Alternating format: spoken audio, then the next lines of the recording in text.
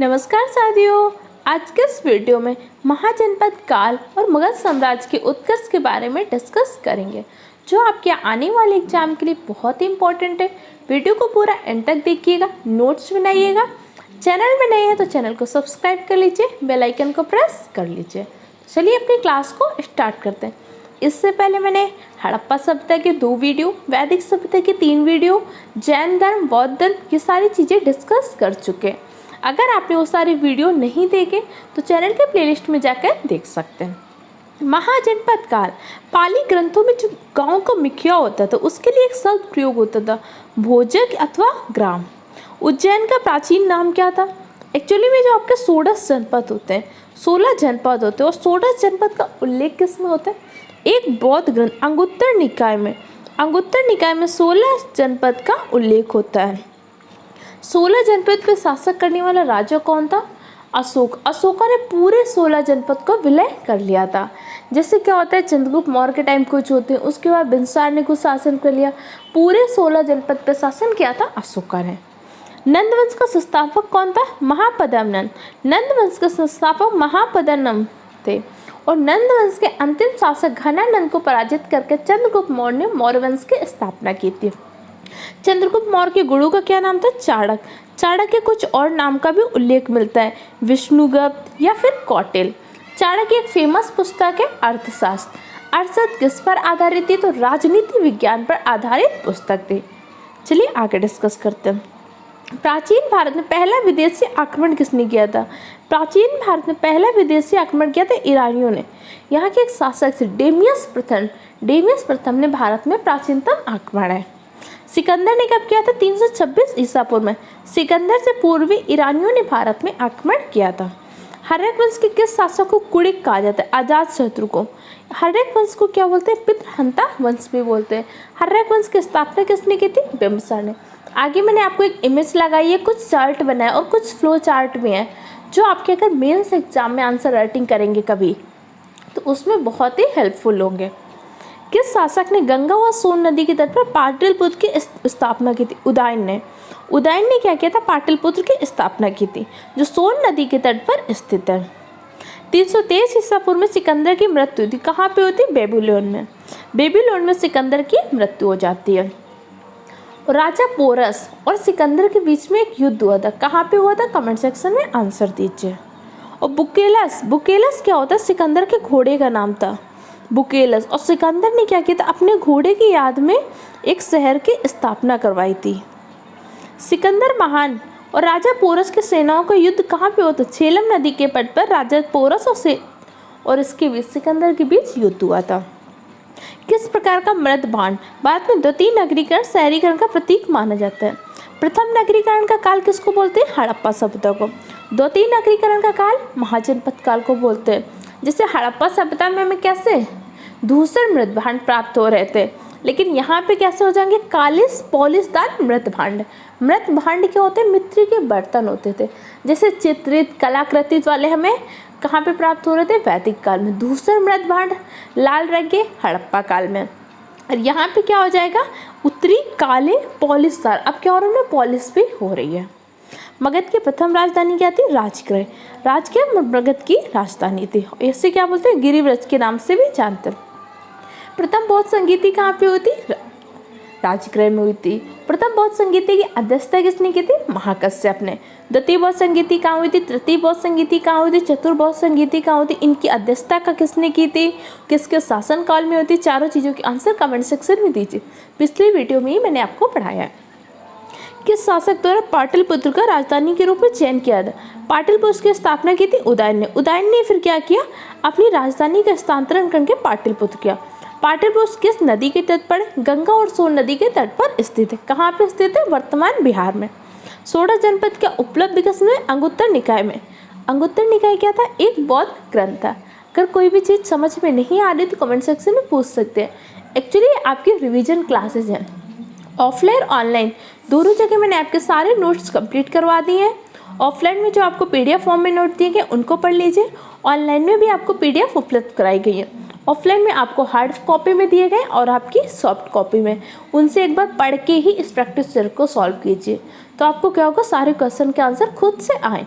अगर आपके पास PDF नहीं है तो इन सारे पॉइंट को नोट डाउन बना लीजिए, नोट्स कर लीजिए और आपके एग्जाम के लिए बहुत ही हेल्पफुल होंगे। मगध का कौन सा राजा सिकंदर के समकालीन था? घनानंद। जब सिकंदर का आक्रमण हुआ उस समय मगध का शासक कौन था? तो घनानंद था।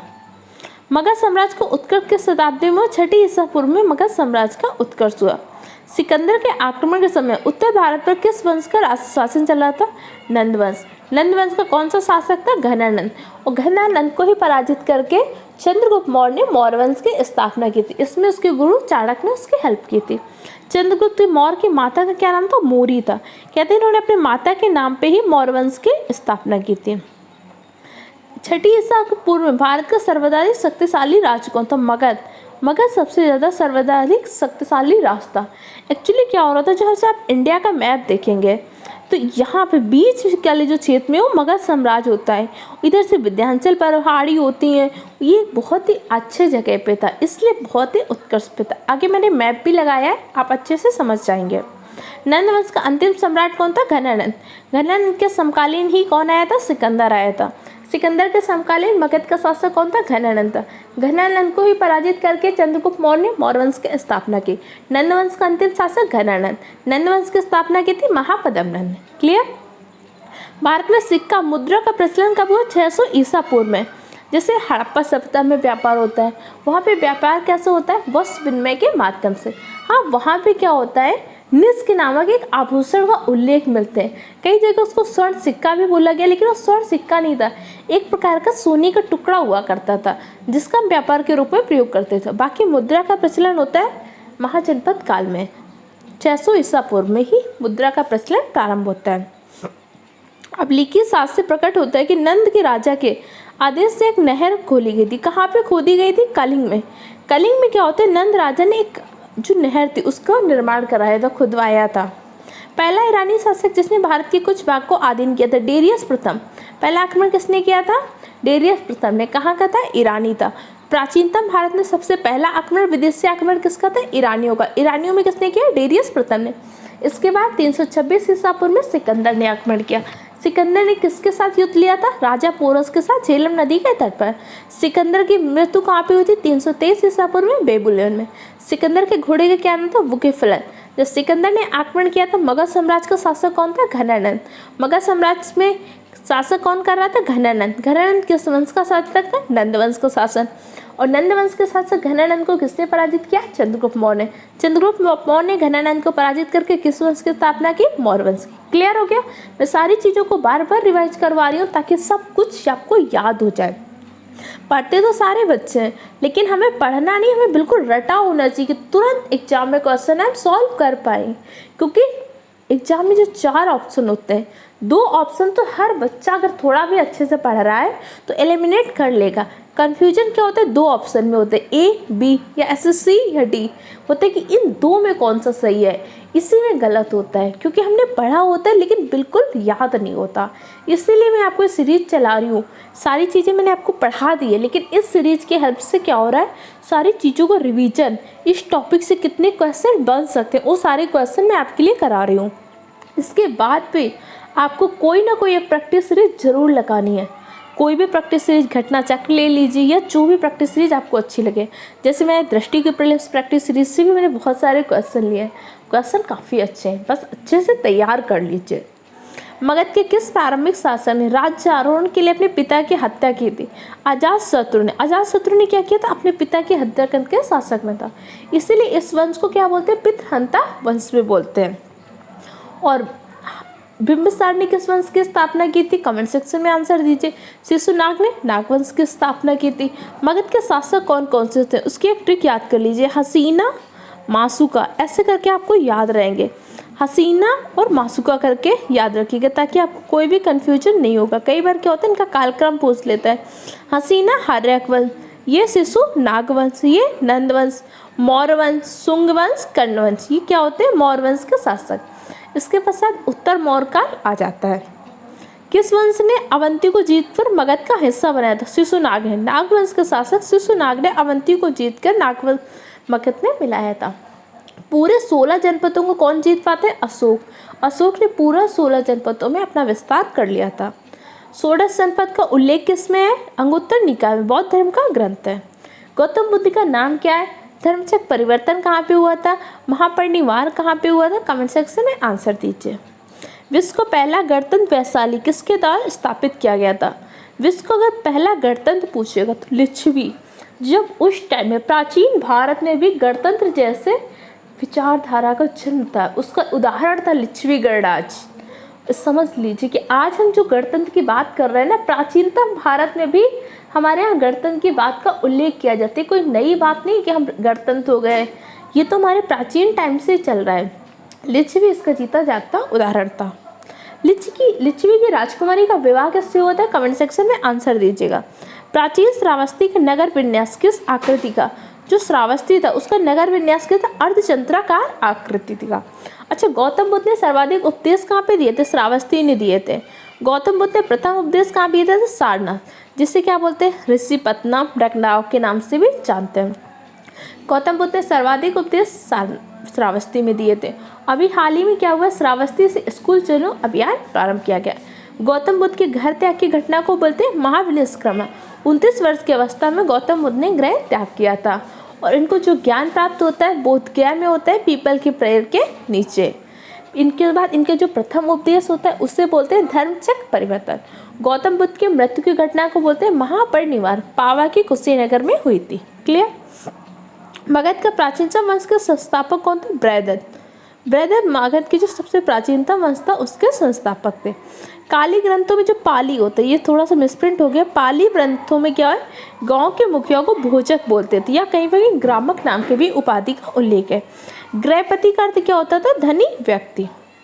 किस शासक ने अवंती को जीतकर मगध का हिस्सा बनाया था? शिशुनाग ने। शिशुनाग किस वंश का शासक है? नागवंश का। नागवंश की स्थापना किसने की थी? शिशुनाग ने। शिशुनाग ने अवंती को जीतकर मगध का हिस्सा बना लिया था। इसके अलावा विश्व का पहला गणतंत्र कौन था? लिच्छवी था। और श्रावस्ती की नगर विन्यास कैसी थी? अर्धचंद्राकार। कुछ जैन संगीतियाँ और बौद्ध संगीतियाँ होती है जो आपके एग्जाम के लिए बहुत ही इंपॉर्टेंट है। बौद्ध संगीतियाँ मैंने आपको पहले भी पढ़ाई थी लेकिन आज फिर रिवाइज करवा रही हूँ। 2 जैन संगीतियाँ होती है और 4 बौद्ध संगीतियाँ। प्रथम बौद्ध संगीति कब हुई थी? चंद्रगुप्त मौर्य के समय पाटलिपुत्र में हुई थी, जिसकी अध्यक्षता की थी स्थूलभद्र ने। दूसरी बौद्ध संगीति कब हुई थी? 512 ईसा पूर्व में हुई थी, बल्लवी में हुई थी। अध्यक्षता की थी देवार्ती क्षमा श्रवण ने। चंद्रगुप्त मौर्य क्या करते हैं? जैन धर्म से दीक्षा लेते हैं। और चंद्रगुप्त मौर्य ने क्या किया था? संलेखना पद्धति से अपने प्राण त्यागे। संलेखना जैन धर्म की एक पद्धति होती है। बौद्ध संगीतियाँ 4 बौद्ध संगीतियाँ होती, कौन कौन सी? प्रथम बौद्ध संगीति 483 ईसा पूर्व में अजातशत्रु के समय राजगृह में हुई थी। अध्यक्षता किसने की थी? महाकश्यप ने। द्वितीय बौद्ध संगीति 383 ईसा पूर्व में हुई थी। कालाशोक के समय वैशाली में सर्वकामनी ने। तृतीय बौद्ध संगीति 251 ईसा पूर्व में अशोका के समय पाटलिपुत्र मोगलीपुत्र ने अध्यक्षता की। चतुर्थ बौद्ध संगीति प्रथम सदी में कनिष्क के समय कुंडलवन कश्मीर में हुई थी। अध्यक्षता की थी वसुमित्र। तो आज हमने महाजनपद के बारे में डिस्कस किया। इतने सारे पॉइंट नोट डाउन कर लीजिए, अच्छे से तैयार करिए, याद करिए। कोई भी कन्फ्यूजन हो कमेंट सेक्शन में पूछिएगा। चैनल को लाइक करिए, सब्सक्राइब करिए, अपने दूसरे फ्रेंड के साथ शेयर कीजिए। और आप सब अपना वैल्यूएबल फीडबैक कमेंट सेक्शन के माध्यम से जरूर दिया करिए। आप सब के लिए इतनी मेहनत कर रहे हैं तो आप सब अपना फीडबैक जरूर दिया करिए और पढ़ाई करते रहिए। अपने माँ बाप का सपना पूरा करिए, खुश रहिए, अपने आसपास खुशियाँ बांटते रहिए। Okay, thank you.